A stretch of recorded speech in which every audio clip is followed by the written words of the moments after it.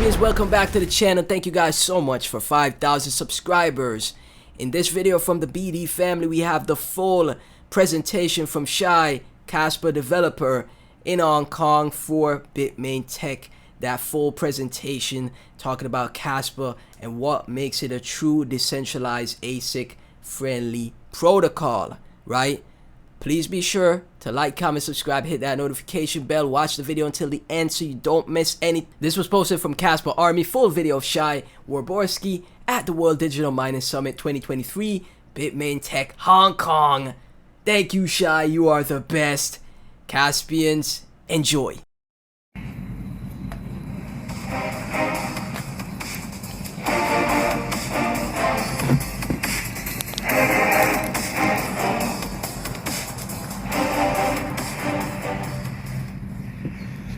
Hi everyone, it's a great pleasure being here, and I'm here to talk about Kaspa. Now, how many of you have actually heard about Kaspa? I'm very curious. Seems like most of you haven't, which is great news because it seems we have a lot of room for growth. So I'm here to talk about, if I talked about everything I wanted to say about Kaspa, will be a whole day, so I'm concentrating today about what makes Kaspa decentralized, why it is so uniquely decentralized, and more than that, what makes it appeal to miners and how we address the stress, the tension between designated hardware and decentralization. So Kaspa, for those of you who don't know, is a proof of work, pure proof of work, which is able to solve the scalability issue. We are able to run at very large throughputs of thousands of transactions per second with very high block rates on affordable hardware, purely on the layer 1. This is a snippet of a live demonstration. This is actually, if you go look for the KGI, you could see this, each one of these is an actual block created in real time and ordered in real time. So this is a bit about our performance. But as I said, I want to talk about what makes Kaspa decentralized. So I'm gonna later, if time permits, talk about more about these decentralization properties. Essentially, we have the Nakamoto consensus, and the entire development is driven by the community. There is no foundation, there is no company, and the coin was fair launched, so there is no a single entity that holds a lot of the coin and makes all of the decision. And there were no pre-mines and no pre-allocations. And we work a lot to decentralize the knowledge and make contributing and being involved with the coin as accessible as possible for anyone who wants to be a part. And we also work hard to make the nodes run on cheap hardware so that anyone could run a node. And the two features I'm going to talk about the most is that we decentralize the mining itself, how we do that, and how we made sure that there is a very good coin spread despite being very ASIC friendly. With this, I think centralizing the mining and centralizing the coin spread are the two greatest objections to why ASICs harm decentralizations. So we spend a lot of time thinking about how we could address this. So how do ASICs contradict decentralization? So the metric I'm going to talk about is what we call the revenue delay. Essentially, it means how long a miner would have to wait before they start to see block, before they start to see a profit. So the hardware entry barrier, which I will just call HEB, is essentially what fraction of the global hash rate you would need to see a block, say, daily. So the three tenets of how ASIC centralized mining is that you have a high HEB for solo mining and for pool mining and for poor coin spread.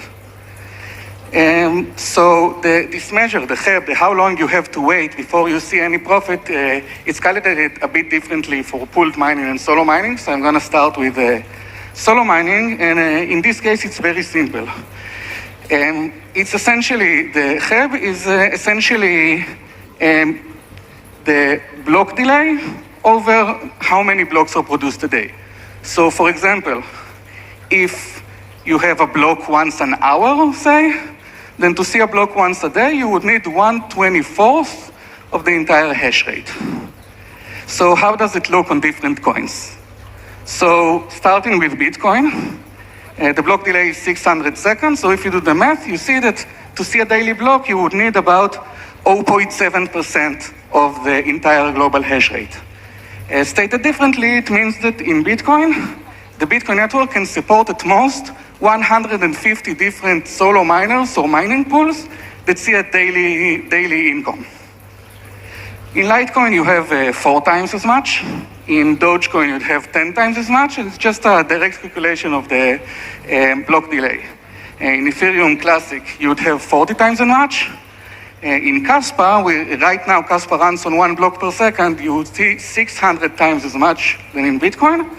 And when we go to 10 blocks per second, which we already successfully did in the testnet, we'd get 6,000 times as much. So the Kaspa network can hold up to 900,000 solo miners or mining pools that have daily income. So this is our solution for the first pillar, for iHeb for solo minings.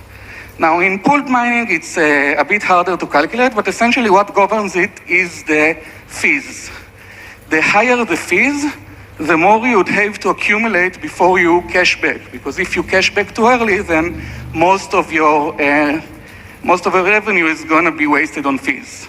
So essentially, in the long run, in the limit where the fees become dominant over the block rewards, the cost of a single transaction becomes pretty much proportional, inversely proportional to the TPS. So the high transaction per second throughput is what's going to give us this low hardware barrier for pooled mining. So even if you pool, you'd still need a lot less hardware than you need in other coins.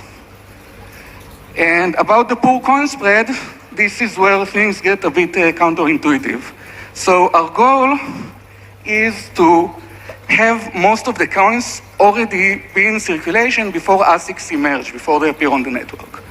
And the motivation for that is because GPU miners, first of all, because GPUs are much more accessible, and as long as you're GPU mineable, then a lot more people can get the coin. And beside that, GPU mining has much higher operational costs. So GPU miners sell more coins just to cover the costs of mining, making for better coin spread. Now, how are you gonna assure that this thing happens? So first there is the bad solution, what's called the ASIC resistance. Essentially, it means that you want to make your protocol hard to mine with ASICs. You want to make the ASICs inefficient and disincentivize ASICs. Now, I call this the bad solution because I see it as kind of a lose-lose. Because eventually, designated hardware will always win. No matter what you do, unless you keep forking and changing the algorithm, you will find that eventually ASIC mining will drive GPU mining to be non-competitive. But if you use an ASIC-resistant algorithm, you also lose all the benefits of ASIC mining. You lose the high stability. You use the fact that GPUs can still be used to attack the network. If a GPU is 10 times or 50 times less efficient, then yeah, you wouldn't mine with it, but they could be helpful for attacking the network. If GPUs are 10,000 times less efficient, then they couldn't even help you in a surge, in a momentary attack. And also, you just want to have this good CapEx-OpEx ratio. You want most of the costs of mining to be capital and not operational, because then when you reach the regime where fees are dominating the rewards for mining, you would want miners to be incentivized to keep mining. And you don't want to make it profitable to shut down the machines just because it costs a lot of money to keep them running. So the solution we came up with is what we call the rapid emission schedule. Essentially, we start with an algorithm which is very ASIC friendly, but we modified it just a little bit so all the existing hardware, including FPGAs and GPUs, couldn't mine it yet, counting on the fact that by the time the hardware is created, most of the coin is already in circulation. And we tried to emulate the Bitcoin schedule. We wanted that by the time ASICs appear, we say 70 or 80% of the coin is already in circulation. And for that, we designed this emission schedule. There were 6 months of a fixed rate. And then we went on this very rapid down curve of, we essentially reduced the block rewards by about 5% every month, which accumulates to 50% a year. As of now, more than 70%, I think, has already been in circulation. And essentially, we are just about the same as Bitcoin in this sense, that the ASICs started to become available for retailers around 65-70%. So this is the emission curve. So this is how we address these 3 issues. So to recap, what I'm saying is that high BPS and high TPS are both crucial to have decentralized ASIC friendliness and decentralized mining. The TPS you can also achieve by layer 2 solutions, but if you want the decentralized solo mining and you want small pools, then you must have high BPS. And the rapid emission is our answer to coin spread. And to some other benefits of Kaspa to miners are, first of all, the reliable revenue. All I talked about is how long you would wait on average, but there is also this issue of variance, because you could have enough mining equipment to mine a block once a day, but if the block rate is very small, then you would see large fluctuations. One day you see 3 blocks, and then you don't see a block for a week. So miners actually have to take a larger margin of error if they want to not find themselves not obtaining any revenue for a long time. And the high sample rate we have due to the high block rate greatly reduces this variance. So it gives even more leeway. And the fact that there are no orphans means that there are no wasted blocks. So 100% of the work done by the miners actually benefits the network. And 2 works in progress one is that the asynchronous structure of DAGs seems to provide new and better ways to combat MEV.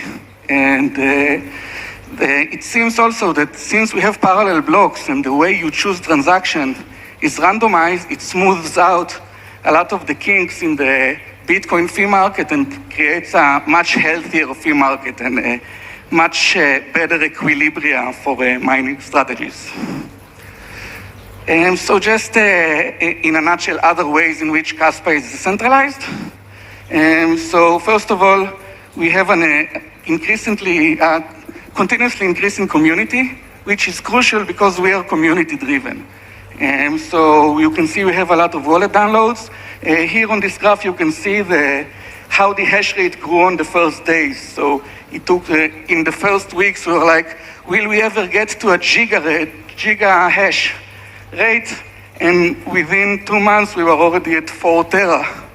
So we've seen a lot of engagements. And this slide says that the current hash rate is 20 petahash, but actually it's been a week since I made it, and now we're already on around 24 petahash. So we see that as of now, the hash rate keeps growing tremendously. And the thing we also need, because we are community driven, we don't have a foundation, we don't have a budget for marketing and development, we get developers from the community, and people join us for the intrigue of the tech and because they believe in the tech, and we see that our community is growing.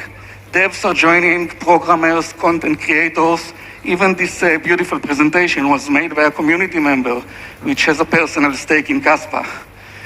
And all the decisions are made by the community through a voting process. The projects that are funded through community funding, which goes to community funds. These funds are not controlled by any of the original contributors. They go to multi-sig wallets whose treasurers was chosen in a poll by the community, and everything is completely community-driven. And we have integrations and marketing fund and a lot of core development. And we work very hard to make everything work on very cheap hardware. As I said, we ran 3,000 TPS on an open permissionless network. With constant storage, people joined and participated in this experiment running on hardware, which is $100 or $150 expensive cost. So it's really open for everyone. And I'm a bit over time, but that's the last slide. The one thing we also try to do all the time is to decentralize the knowledge. We try to make everything we do peer-reviewed and published or open to discussion in various forums. We engage the community all the time, educate people, make a lot of knowledge available, spend a lot of time training and mentoring new developers and bringing them into the fold. And we see people that came from the community are now doing the most complicated things. They develop the consensus code and become really